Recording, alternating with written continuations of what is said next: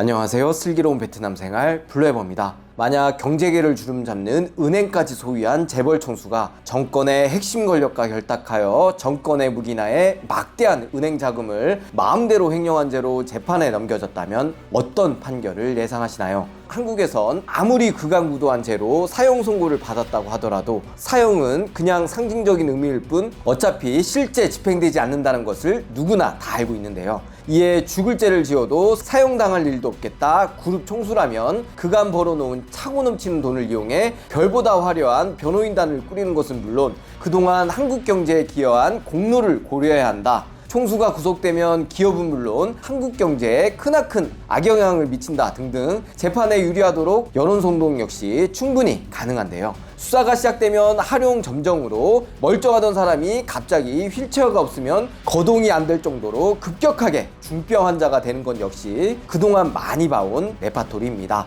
유전무죄, 무전유죄라는 말이 괜히 나온 말이 아닐 정도로 한국에선 재벌 총수가 죄를 저질러 구속이 되면 굳이 재판을 안 해도 어떤 형량을 얼마나 받을지 일반이라도 충분히 예상 가능할 정도인데요. 국가 경제에 막대한 영향을 끼쳤음에도 불구하고 죄에 맞는 속 시원한 죄값을 묻기가 무척이나 어렵습니다. 이에 엄중한 판결로 인해 기대할 수 있는 범죄 예방 효과 역시 점점 사라지고 있는 상황인데요. 처벌이 살벌하다고 소문난 공산국가 중 하나인 베트남에서 최근 비슷한 재벌 총수에 대한 비리 사건으로 인해 지난 4월 3개의 재판이 열렸는데요. 일단 조건은 베트남에서 돈 많기로 둘째가라면 서러운 나이가 7순이 다 되어가는 고령 여성인 점, 정가 역시 없는 초범이라는 점 등등 변호가 가능한 많은 사항이 있었는데요. 그런데 과연 베트남에선 어떤 판결이 났을까요? 바로 한방에 사형 판결이 났는데요. 베트남 사법 형식상 차후 2심 재판이 남아있긴 하지만 근본 사형 판결 이후 베트남에서 그녀가 생존할 수 있다고 믿는 사람은 아무도 없습니다. 아무리 재벌 총수라고 하더라도 한 나라의 개인으로서 이 정도 금액의 범죄가 가능할까 의심이 들 정도로 피해 금액 역시 스케일이 엄청난데요. 불법 대출 금액은 1000조동, 무려 베트남 총생산 GDP 10.7%에 해당되는 395억 달러로 한국 돈 54조 8천억 원에 이르는 어마어마한 금액입니다. 이는 베트남 역사상 가장 큰 초대형 금융 스캔들이자 초롱성처럼 공고하던 베트남 핵심 권력층을 단숨에 무너뜨린 정치적으로도 무척 중요한 사건인데요. 단순히 한 경제인의 범죄인지 아니면 정치 권력 전쟁 속에서 억울하게 선택된 정치적 희생양인지 반팀팟 그룹 회장인 억만장자 쯔엉미란의 굴곡진 이중 생활을 같이 한번 들여다보도록 하겠습니다. 자, 그럼 믿고 따라오시죠. 출발합니다. 사이공은행 SCB의 실질적 오너이자 베트남의 힐튼이라고 불리우는 초대형 부동산 그룹 반팀팟 그룹의 창업자이자 회장인 쯔엉미란은 1956년생으로 올해 68세인데요. 지금의 호치민시라고 불리고 있는 옛지명 사이공의 어느 소박한 가정에서 태어났습니다.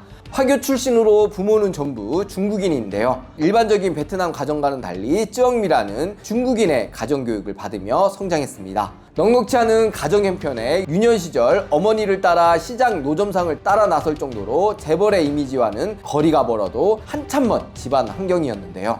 세계 어느 척박한 환경에서도 살아남을 수 있고 돈이 되는 거라면 평소 물불 안 가리는 탁월한 중국인 비즈니스 DNA를 그대로 물려받았을까요? 그녀는 이미 10대 시절부터 베트남 또래 친구들에게는 물론 동네 어른들에게도 화장품을 팔아 부모에게 큰 목돈을 안길 정도로 돈 냄새를 맡는 능력과 사업적 미래를 보는 능력이 무척이나 탁월했습니다. 이 같은 그녀의 강인한 정신력과 활활 타오르는 비즈니스 재능에 휘발유를 붓는 사건이 생겼으니 그건 바로 그녀 나이 16세 때 당시 머리핀과 같은 작은 액세서리를 유통하던 지금의 남편 중국인 에릭 추를 만난 것이었습니다. 평소 부동산에 관심이 많았던 그는 그녀의 비즈니스 재능을 만개시켜 주었는데요.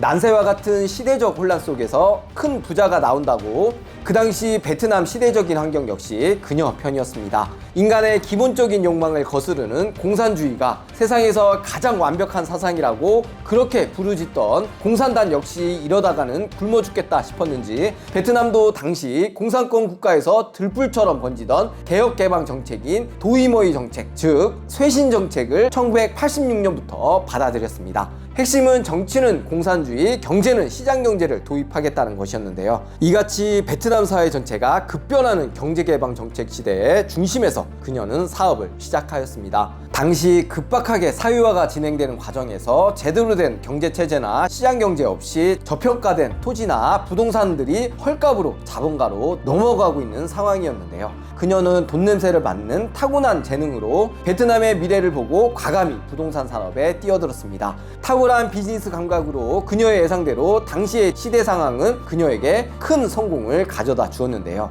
국가 소유 부동산이 급격히 시장에 나온 과정에서 베트남 전역에 벌어지는 수많은 건설붐에 힘입어 다음날 눈 뜨면 부동산 가격이 몇 배 올라가던 시절이었는데요. 부동산 사업으로 그녀는 그야말로 돈을 자루에 쓸어 담아가고 있었습니다. 소규모 레스토랑 프랜차이즈 사업을 시작으로 호텔, 사무실, 아파트, 건물 임대 등으로 그녀가 사업에 뛰어든 지 10년도 안 된 90년대 중반에 이미 베트남 정치 경제에서 그녀를 모르는 사람이 없을 정도로 성공한 거부가 되었습니다. 특히 부동산을 사들여 투자하고 개발하는 사업으로 유명한 반티팟 그룹은 한국 강남을 떠오르게 하는 베트남에서 그 비싸다고 유명한 호치민시 중심을 개발하는 여러 프로젝트를 할 때마다 경쟁사가 엄두도 못 낼 정도로 압도하는 거대 자본력을 기반으로 부동산 프로젝트 부근 일대 부동산을 싹쓸이하듯 선점하여 개발하는 것으로도 특히 유명한데요. 최근에도 6성급 호텔 등을 포함한 호치민시청 앞 외국인 보행 전용 도로 주변 빌딩과 부동산을 싹쓸이하듯 선점하여 큰 주목을 받았으며 그녀의 그룹은 베트남 전역 노른자 위치에 유니온 스퀘어, 타임스퀘어, VTP 빌딩, 덕스턴 호텔 등 베트남 중심 상권에서 그녀의 땅을 밟지 않고는 이동이 불가능할 정도로 그녀가 베트남 경제에 끼치는 영향력은 실로 대단했습니다. 그러나 대규모 부동산 프로젝트를 선점하기 위해 천문학적인 금액을 조달한 것에 대해서 그간 많은 의혹이 일었는데요. 란 회장은 사이공은행에서 공식적인 직책은 없었으나 은행 지분을 91.5% 가지고 있는 실질적인 주인이었으며 가족과 자기 사람을 은행 요직 곳곳에 앉히는 방법으로 은행을 소나기에 넣고 은행 자금을 떡주름으르듯 주물러댔습니다. 대표적으로 1000여 개가 넘는 유령회사를 설립한 뒤 허위 대출을 반복해서 받는 수법으로 2012년부터 22년 10년간 총 2,500여 차례 천조동 한국돈 54조 8천억 원을 본인 소유의 사이공은행으로부터 불법 대출하여 지금껏 대규모 여러 부동산 프로젝트의 자금원으로 사용한 것으로 드러났습니다. 얼마나 큰 금액인지 란 회장 관련 대출만으로 SCB 은행 전체 대출의 93%를 차지할 정도이며 베트남 국내 총생산 GDP 10.7%에 해당되는 천문학적인 금액입니다. 또한 피해 금액 54조 8천억 원 중 16조 원은 개인 재산으로 따로 빼돌려 놨는데요. 본인에게 펼쳐질 앞으로의 미래를 예견하고 있었을까요? 특히 2019년부터 3년 동안 집중적으로 6조 원의 현찰을 홍콩이나 제3국으로 언제라도 틀 수 있도록 본인의 자택 지하실에 따로 보관해둔 사실 역시 이번에 추가로 밝혀졌습니다. 이는 베트남에서 가장 큰 고액건인 50만 동 지폐로 보관하더라도 지폐 무게만 2톤에 달할 정도인데요. 그녀 역시 그동안 베트남에서 정권 교체 희생양으로 경제사범으로 구속될 경우 당국이 자금을 압수하고 기업 자체가 공중분해되는 경우를 수도 없이 봤기 때문에 그녀의 그룹 역시 본사가 베트남이 아닌 홍콩에 현재 본사를 두고 있습니다. 예상하시다시피 이 정도 천문학적인 횡령범죄는 국가의 핵심 권력의 조력 없이는 절대 불가능한데요. 개인이 문턱 높은 일부명권 은행에서 대출을 받으려면 복잡한 절차는 물론이고 대출 금액에 맞는 담보를 제공하고 까다로운 자체 심사를 거치더라도 대출이 나올지 안 나올지 모르는 판에 란 회장은 불법 대출에 대한 당국의 감사가 이루어지지 않도록 거액의 뇌물을 핵심 권력층에게도 건넨 죄도 함께 드러났습니다. 이번 사건으로 소환된 증인으로만 2,700여 명, 담당 검찰이 10명, 200명 이상의 변호사가 관여될 정도로 이번 란 회장 사건으로 인해 얼마나 많은 사람이 엮여있나 그 사건의 중대성과 규모를 짐작하게 하는데요. 당연하게도 모든 혐의를 강력하게 부인한 란 회장과 함께 관련된 피고인은 총 85명으로 이번 재판에 일괄로 함께 넘겨졌습니다.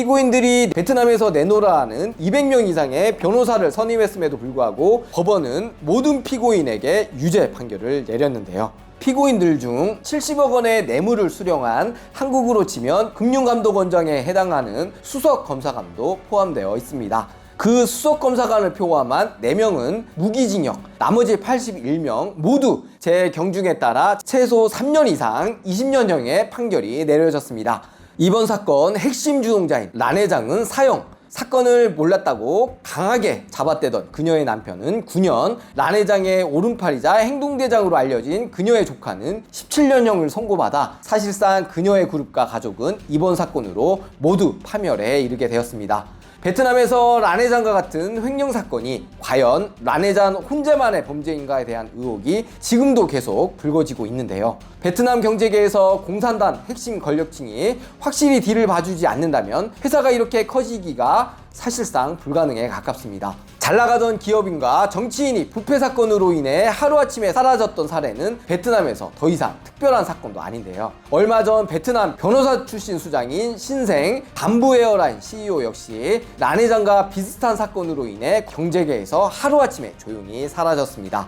정관예우조로 베트남 공산당 핵심 권력층은 죄가 드러나더라도 일반적으로 구속하지 않고 그냥 자리에 내려오는 것이 최고의 징계인데요. 공산당의 핵심 권력층을 한 방에 확실히 갈아엎기 위해 반대 세력이 그간 기득권의 범죄 행각의 증거를 차근차근 수집하여 란 회장과 같은 경제인을 희생양 삼아 기탈 없이 부패로 몰아 한 방에 제거하는 것에 성공하였습니다. 이번 사건으로 인해 국가주석 2명과 부총리 2명이 자리에서 바로 물러났으며 관련 공무원 수백 명이 징계받거나 수감되어 핵심 정권을 노리는 반대 세력에게는 결국 그들의 목적대로 란 회장을 이용하여 기존 세력을 일시에 몰아내는 쾌거를 이루어냈습니다. 눈에 가신 중국인 배경에 평소 말 안 듣는 것으로 유명한 남쪽 호치민 출신 란 회장의 사형으로 남쪽 지방 호치민 경제계의 기강을 다잡는 한편 현 공산당 고위 핵심 인사들을 한 방에 청소하기 위해 그녀가 정치 싸움에 따른 희생양이 되었다는 것이 현재 베트남 지식인 계층 일반적인 여론인데요. 결과적으로 란 회장의 사형 선고는 베트남의 권력 다툼에서 보수적인 이상과 경제적 야망이라는 현실 간 긴장 상태를 상징하는 대표 사례라고 할 수 있겠습니다.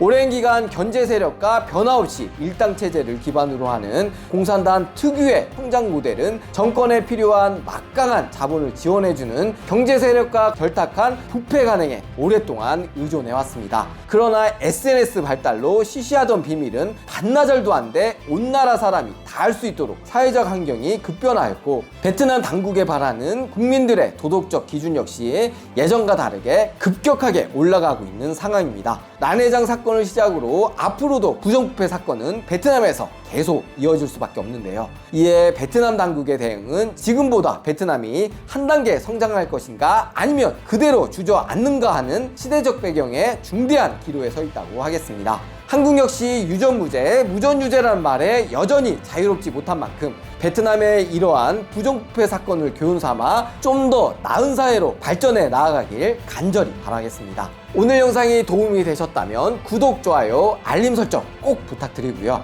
살아있는 정보와 꿀팁을 들고 다시 찾아뵙도록 하겠습니다. 오늘도 영상을 시청해주셔서 진심으로 감사드립니다.